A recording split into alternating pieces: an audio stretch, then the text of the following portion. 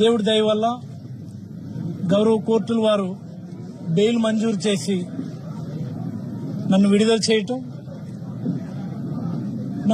నన్ను ఆప్యాయంగా ఆహ్వానించి మళ్లీ కార్యకర్తలందరితో ఇంటరాక్ట్ అయ్యేటటువంటి అవకాశం కల్పించినటువంటి జిల్లా పెద్దలు, జిల్లా పార్టీ అధ్యక్షులు వారు ధర్మాన కృష్ణదాస్ గారు, పెద్దలు మాజీ మంత్రివర్యులు ధర్మాన ప్రసాదరావు గారు, వివిధ నియోజకవర్గాల నుంచి ఇక్కడికి ఇచ్చేసినటువంటి వివిధ హోదాల్లో ఉన్నటువంటి వైఎస్ఆర్ కాంగ్రెస్ పార్టీ నాయకుగాను, సోదరుడు తిలక్ గారు, ఇతరత్రా పెద్దలు, మా నియోజకవర్గం వివిధ గ్రామాల నుంచి విచ్చేసినటువంటి వివిధ స్థాయిల్లో ఉన్నటువంటి కార్యకర్తలు, నాయకులు. ఈ సందర్భంగా నేను కష్ట సమయంలో ఉన్నప్పుడు, నా కుటుంబం కష్టాల్లో ఉన్నప్పుడు అంత దూరం నుంచి ఇక్కడ విచ్చేసినటువంటి మా పార్టీ అధ్యక్షులు, former chief minister Shri Y S Jaganmohan Reddy గారికి నేను ఒకసారి చేతులెత్తి ధన్యవాదాలు తెలియజేయించుకున్నాను. రాజకీయాల్లో అనేక సార్లు అనిపిస్తుంటుంది, ఈ రాజకీయ ఒత్తిడిలోను, లక్ష్యాల సాధనలోను, ప్రజల తరపున పోరాటాలు చేసినటువంటి అనేక సందర్భాల్లో కొన్నిసార్లు పాజిటివ్ గాను, కొన్నిసార్లు నెగిటివ్ గాను కూడా అనిపించేటటువంటి సందర్భంలో ఒకసారి అనిపిస్తుంది. అసలు ఈరోజు నాకు చాలా గర్వంగా నేను ఫీల్ అవుతున్నాను. ఈ ప్రభుత్వం, ఈ కూటమి నాయకులు కూడబలుక్కొని ఒక యాక్సిడెంట్ని, ఒక సాధారణమైనటువంటి యాక్సిడెంట్ని నేరపూరిత హత్య అంటూ హత్యాయత్నం కేసులు పెట్టి జైలుకి నన్ను పంపించినటువంటి సందర్భం. ఈ రాష్ట్రంలో ఆ చివరి నుండి ఈ చివరి వరకు కూడా ఉన్నటువంటి ప్రతి వైఎస్ఆర్ కాంగ్రెస్ పార్టీ కార్యకర్త గొంతెత్తిది అక్రమము అని చెప్పి మాట్లాడినటువంటి సందర్భం చాలా గర్వంగా అనిపించింది. Not only YSR Congress party, ఈ రాష్ట్రంలో రాజకీయాన్ని క్లోజ్ గా అబ్జర్వ్ చేసేటటువంటి అన్ని వర్గాల వాళ్ళు, ఉద్యోగ వర్గం, తటస్థ వర్గం, మేధావి వర్గం, రాజకీయాలు ప్రభావితం చేయగలిగేటటువంటి అన్ని వర్గాల ప్రజలు కూడా పిల్లల మీద రాజకీయాల, పిల్లలపైన కక్ష సాధింప, కుటుంబాలపైన కక్ష సాధింపని గొంతెత్తి మాట్లాడడం చాలా బాగా అనిపించింది నాకు. అసలు ఇంత పెద్ద కుటుంబం జగన్మోహన్ రెడ్డి గారు మాకు ఇచ్చారా అన్నటువంటిది ఈ రోజు కల్లారా చూసిన తర్వాత చాలా గర్వంగా అనిపించింది నాకు. ఒక్క మాట చెప్పదలుచుకున్నాను. నేను గత నెల రోజులుగా అనేకమైనటువంటి డిస్కషన్స్, మేబీ నేను జైల్లో ఉండి చూడలేకపోవచ్చు, రకరకాల మార్గాల్లో ములాఖత్కు వచ్చిన వాళ్ళు, ఇంకోటి వాళ్ళందరూ కూడా తెలియజేస్తూ ఉంటారు. దీనిపైన పెద్ద ఎత్తున చర్చ జరుగుతుంది, దీనిపైన అన్ని వర్గాల ప్రజలు మాట్లాడుతున్నారు. ముఖ్యంగా మత్స్యకార సామాజిక వర్గం బగ్గుమంటుంది. అన్ని దగ్గర కూడా నిరసన కార్యక్రమాలు చేస్తున్నారు, అన్ని దగ్గర కూడా పెద్ద ఎత్తున దీనిపైన నోరు తెరిచి మాట్లాడుతున్నారు అన్నటువంటి మాటలు విన్నప్పుడు మన రకరకాల మార్గాల్లో ఇదేదో పోలీసులు తప్పుడు కేసులు పెట్టారని చాలా మంది అంటూ ఉంటారు. నేను దాంతో ఏకీభవించండి. పోలీసులు కూడా, మా స్థానిక స్టేషన్లో ఉన్న పోలీసుల నుంచి జిల్లా స్థాయిలో ఉన్నటువంటి పోలీసుల వరకు కూడా అందరూ కూడా సహాయమే చేశారు. మా కేసు ఏంటో అదే చేశారు, దానికి సంబంధించినటువంటి సెక్షన్లతోనే పెట్టారు. బట్ ఈ ప్రభుత్వం నా మీద రాష్ట్రంలో ఉన్నటువంటి వైఎస్ఆర్ కాంగ్రెస్ పార్టీ నాయకులందరి మీద కూడా ఓ రకమైనటువంటి కక్ష కట్టున్నారు. అభద్రతా భావం వల్ల వచ్చినటువంటి కక్ష. రాజకీయాల్లో తొక్కేసి అనగదొక్కి మళ్లీ అధికారాన్ని చేజిక్కించుకోవాలన్నటువంటి ఆతృతతో చేస్తున్నటువంటి ఆకృత్యాల్లో భాగంగా జరిగింది. ప్రభుత్వం ఒక నిర్ణయం తీసుకుని ఆ నిర్ణయాన్ని ఖచ్చితంగా పోలీసులు ఇంప్లిమెంట్ చేయవలసిందే అన్నప్పుడు జరిగినటువంటి ఒక తప్పుడు కేసు తప్ప మరొకటి కాదని నేను భావిస్తున్నాను. లేకపోతే ఒక యాక్సిడెంట్ ని హత్యాయత్నం కేసులు పెట్టడం దేశంలో ఎక్కడన్నా చూసినాం మనం? ఇలాంటివి అనేక సందర్భాలు ఉన్నాయి మన జిల్లాలోనే. ఎమ్మెల్యేలు పిల్లలే చేస్తున్నారు. ఆ టైంలో ప్రభుత్వం ఎలా స్పందించింది? ఈ యాక్సిడెంట్ జరిగిన తర్వాత రోజునే మా నియోజకవర్గంలో ఒక యాక్సిడెంట్ జరిగింది, దానిలో ఎలా స్పందించింది? అంటే ఈ కేసు కోర్టులో ఉంది కాబట్టి దాని పూర్వపరాలు మాట్లాడడానికి మరి కొంత సమయం తీసుకుంటాను. కోర్టు పరిధిలో ఉన్నప్పుడు వాటి గురించి కామెంట్ చేయడం నాకు పెద్ద ఇష్టం లేదు.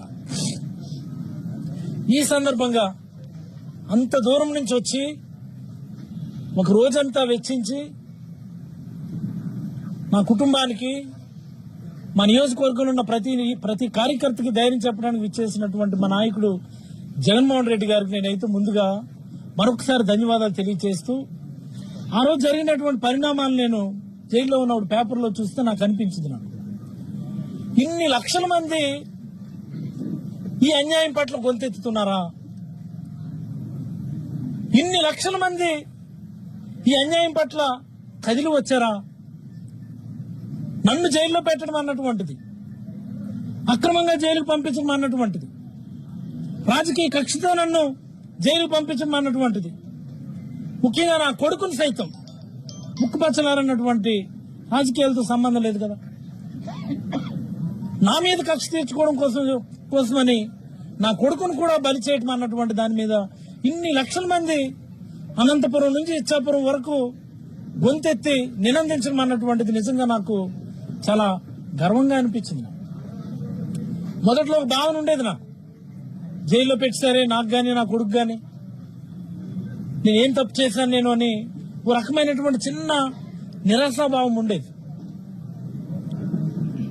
ఆ రెండో రోజునే దాసన్ వచ్చారు జైలుకి నాకు ములాఖత్ పెట్టుకొని కలవడానికి.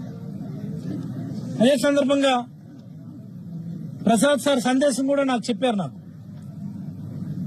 ఆందోళన పడొద్దు, రాజకీయాల్లో ఇది భాగమైనప్పటికీ నిన్ను కక్షపూరితంగా పెట్టడం అన్నటువంటిది ఇది ఈ రాష్ట్రంలోనే ఒక పెద్ద ఉద్యమం క్రియేట్ చేసేటటువంటి అవకాశం ఉందని చెప్పి నాకు రెండో రోజు వచ్చి నాకు ధైర్యం చెప్పారు. నేను ఆలోచించుకుంటూ ఉండేవాడిని ఎలాగ ఏ మాదిరి ఉద్యమం అవుతుంది అని చెప్పి. బట్ ఎప్పుడైతే నాయకుడు రావడానికి ఒక నిర్ణయం తీసుకున్నారని మళ్ళీ పెద్దలు నాకు తెలియజేశారు, దీనిపైన రాష్ట్ర వ్యాప్తంగా పెద్ద ఎత్తున చర్చ జరుగుతుంది. ముఖ్యంగా మత్స్యకార సామాజిక వర్గంలో ఇది చాలా ఇన్డెప్త్, ఇది అన్యాయం అని చెప్పి అన్నటువంటి మాట వెళ్తుంది అన్నటువంటి విషయం చెప్పిన తర్వాత జైల్లో పెట్టడం అనే దాన్ని కూడా నేను చాలా సానుకూలంగా తీసుకున్నానని నేనైతే భావిస్తా ఉన్నాను. ఈ 3 వారాల టైం నాది, బాబుతో కలిపితే 4 వారాల టైం మేబీ ఒక దీక్ష లాంటి సమయమే నాకు గాని నా కుటుంబానికి గాని.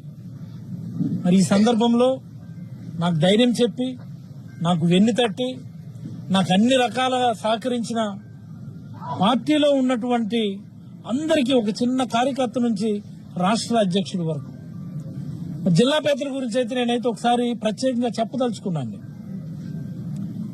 నాకు జైల్లో పెట్టడమే కాకుండా నాయకుడు నన్ను చూడడానికి వచ్చినప్పుడు జరిగినటువంటి పరిణామాల గురించి కూడా ఒకసారి మాట్లాడితే, ఎచ్చెర్ల గొర్రెల కిరణ్ గారి మీద వాళ్ళ బృందం మీద కేసులు పెట్టారు. తిలక్ గారు పలాస వస్తే మా బృందం తిలక్ గారు అందరి మీద మళ్లీ కేసులు పెట్టారు. ఆ జిల్లా పార్టీ అధ్యక్షులు అలాగే ప్రసాద్ సార్ వాళ్ళ అబ్బాయి మీద, వాళ్ళందరి మీద కూడా కేసులు పెట్టారు. మరి ఆమ్దాల వలస చింతాడు రవి వాళ్ళు అందరు బృందాన్ని అయితే ఏకంగా మళ్లీ వాళ్ళను కూడా నాతో పాటు జైలు సహచరులుగా అక్కడ పంపించినటువంటి సందర్భం. ఇవన్నీ ఇన్ని చేయడానికి కారణం ప్రజల్లో వచ్చినటువంటి ఆ నిరసన జ్వాలని ప్రభుత్వం తట్టుకోలేకపోతుందేమో అని నేను అభిప్రాయపడతా ఉన్నాను. కూటమి నాయకులకు అది కంటగింపుగా ఉందేమో అని నేనైతే అభిప్రాయపడతా ఉన్నాను. అందుకనే ఆ జ్వాలని చల్లార్చాలంటే, అలాంటి ఉద్యమాలను చల్లార్చాలంటే ప్రభుత్వాలు ఎప్పుడు చేసేటటువంటి ఒక తప్పు అణచివేత ధోరణి ఎంచుకో.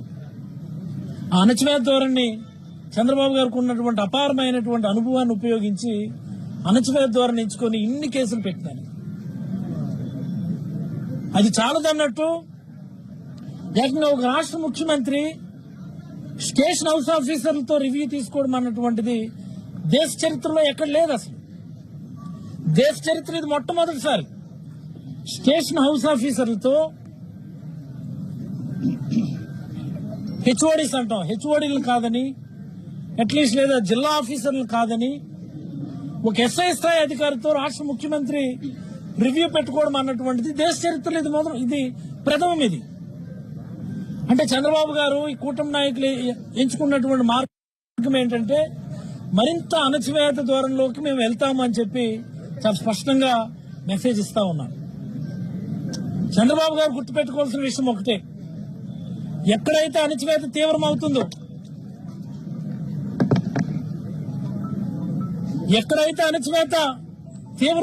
అక్కడ తిరుగుబాటు కూడా అంతకు మించి ఉంటుందన్న విషయాన్ని చంద్రబాబు గారు గుర్తుపెట్టుకోవాలి. ఇప్పటికే రాష్ట్ర వ్యాప్తంగా రాష్ట్ర ప్రజల్లో ఉన్నటువంటి తిరుగుబాటు స్వరాలు మనం వింటూనే ఉన్నాము. నిన్న కర్నూలు వెళ్ళినప్పుడు ఆ ప్రాంతంలో ఉన్నటువంటి ప్రజల యొక్క గర్జన ఎలా ఉందో మనం చూసాం. అంతకుముందు దేవరపల్లి రాజమండ్రి వచ్చినప్పుడు రైతుల్లో గర్జన ఎలా ఉందో చూసాం మనం. మరి మన ఉత్తరాంధ్ర ప్రాంతానికి వచ్చినప్పుడు ఇంత సుదీర్ఘమైనటువంటి హైవేలో ఒక రోడ్ షో అన్నటువంటిది నాకు తెలిసి దేశ నాయకుడు ఎవరు కూడా చేయలేనటువంటి ఒక గొప్ప యాత్ర అది. ఇవన్నీ ప్రజల్లో ఉన్నటువంటి ఆ నిరసన స్వరానికి ఓ నిదర్శనంగానే మనం భావించాలి. వైఎస్ఆర్ కాంగ్రెస్ పార్టీకి మరి ముఖ్యంగా ఈ రాష్ట్రంలో ఉన్నటువంటి సాధారణ ప్రజలకి మంచి రోజులు వచ్చినట్టే మనం భావించాలి. మనం కేవలం ప్రతిపక్షంలోనే ఉన్నాం తప్ప మరికొద్ది రోజుల్లో మన నాయకుడు ఈ రాష్ట్ర ముఖ్యమంత్రి పీఠాన్ని అధిష్ఠించబోతున్నాడు అన్నటువంటి దానికి సంకేతంగానే వీటన్నిటిని భావించాలని నేనైతే అభిప్రాయపడతా ఉన్నాను. నేను జైలుకి వెళ్ళాను అన్నటువంటి మాటే గాని నా కోసం ఇంతమంది మా నియోజకవర్గంలో ఉన్న పెద్దలు, జిల్లాలో ఉన్నటువంటి పెద్దలు, రాష్ట్రంలో ఉన్నటువంటి అన్ని వర్గాల వాళ్ళు, మరి మా నాయకుడు, ముఖ్యంగా తటస్థ వర్గాలు ఇంత పెద్ద ఎత్తున గొంతెత్తి మాట్లాడతారని నేను ఒరిజినల్ గా అయితే నేను ఊహించలేదు. రాజకీయాల్లో నేనైతే ఒక రకంగా చెప్పాలి అంటే ధన్యుణ్ణి నేనైతే అభిప్రాయపడతాను.